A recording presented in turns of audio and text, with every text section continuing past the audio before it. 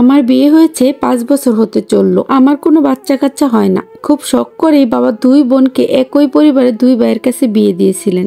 আমার বিয়ের 3 বছর পর বিয়ে হয় আমার বোন ও আমার ছোট দেবরের। 2 বোন বেশ ভালোই ছিলাম এই বাড়িতে। আমার শাশুড়ি আমাকে প্রথম ভালোবাসলেও বাচ্চা কাচ্চা না থাকায় এখন উনি সবসময় আমার উপর রেগে থাকেন। সব জিনিসে ভুল ধরেন। বাধ্য হয়ে স্বামীকে নিয়ে হাসপাতালে গেলাম টেস্ট করাতে। রিপোর্টে আসলো আমি বন্ধা, আমার কখনো বাচ্চা হবে না। আমার স্বামী এখন আর তেমন আমায় গুরুত্ব দেয় না। রিপোর্টের কথা জানার পর আমার শাশুড়ি আমায় বলল, দেখো মা, যা হওয়ার হয়ে গেছে, এখন এগুলো মেনে নেওয়া ছাড়া কোনো উপায় নাই, তাই তুমি এগুলো মেনে নাও। আমি আমার বড় ছেলেকে আবার বিয়ে করাবো। আমার সংসারে তো একটা আলোর প্রয়োজন আছে। তুমি থাকতে পারো এই বাড়িতে, সমস্যা নাই। কারণ আমার আদরের আরেক বোন যে আমার দেবরের বউ, আমি যদি কিছু বলি তাহলে তার ক্ষতি হতে পারে। আমি কিছু বললে যদি তার সংসার ভাঙে। বিয়েটা হয়ে গেল। আমার স্বামী এখন নতুন বউ নিয়ে ব্যস্ত।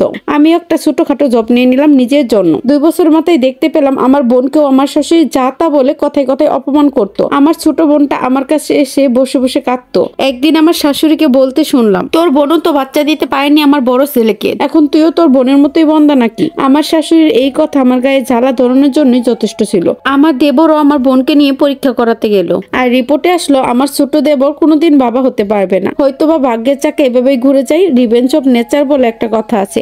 প্রকৃতি কখনোই আপনাকে ছাড় দিবে না, আর আল্লাহ বুঝি এইভাবে বিচার করে মানুষের। আপনি আজকে যা করবেন তার ফল আপনাকে ভোগ করতেই হবে। তাই হয়েছে ওনাদের সাথে। আর সেদিন আমার শাশুড়ি আর আমার স্বামীর মুখটা দেখার মতো ছিল। আমার শাশুড়িকে ওই দিন বলতে শুনেছিলাম, দেখো মা, তুমি মেয়ে মানুষ, আমার ছেলে তো তোমায় ভালোবেসে বিয়ে করেছিল, তাই না? তুমি তাকে অনেক ভালোবাসো। জীবনে তো বাচ্চাই সব না। আমরা কয়দিনই আর বাঁচবো বলো মা? কষ্ট করে থেকে যাও আমার ছেলের ভালোবাসায়। সে তোমায় আগলে রাখতে চাই। তুমি ছেড়ে গেলে সে ভেঙে যাবে। আমার বোন আমার দিকে তাকিয়ে একটা মুচকি হাসি দিয়ে আমার শাশুড়ির 2 হাত ছেড়ে দেয় আর বলে, মা, একদিন আমার বোনকে আপনি বলেছিলেন মেয়েদের জীবনে বাচ্চাই সব, মা না হলে তাদের জীবনে কোনো মূল্য নেই। ওই দিন যে আমার বোনটা ভেঙে গিয়েছিল, আমার বোনের ভালোবাসার মানুষটাকে আপনি অন্যের হাতে তুলে দিয়েছিলেন শুধুমাত্র একটা বাচ্চার জন্য। সেটার কি হবে মা? ফিরিয়ে দিতে পারবেন আমার বোনের সেই সুন্দর সংসারটা? জোড়া লাগাতে পারবেন আমার বোনের সেই ভাঙা বোনটা? জানি পারবেন না। আর কোথায় ছিল সেই দিন আপনার এই ন্যায় কথাগুলো?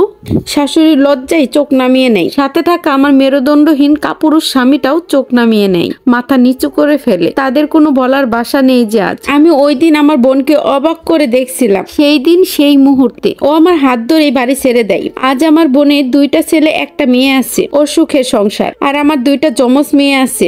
আমি একজনকে বিয়ে করেছিলাম বাবার পছন্দে। তার ওয়াইফ ডেলিভারির সময় মারা যায়। আমি তার মেয়েদের নিজের মেয়ের মতোই ভালোবাসি। তারা জানে না আমি তাদের মা নই। আমিও তাদের জানাইনি। হোক না আমারই তারা।